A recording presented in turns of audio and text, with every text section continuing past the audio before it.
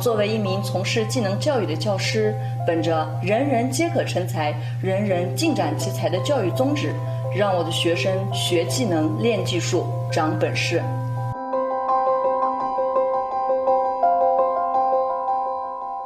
再来感受一下我们的手要特别轻柔，要柔软。你们感受一下，你们在家里面有弟弟妹妹或者有刚出生的婴儿的，他们的脸是什么样子的？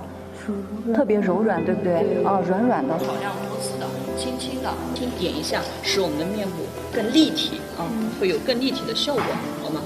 好。好，那你们看一下这个女生的脸啊。好，我们来看一下，那我们这个很像，涂的很像啊，分为3瓶，大家每个人都有自己属于自己的脸型，对不对？对。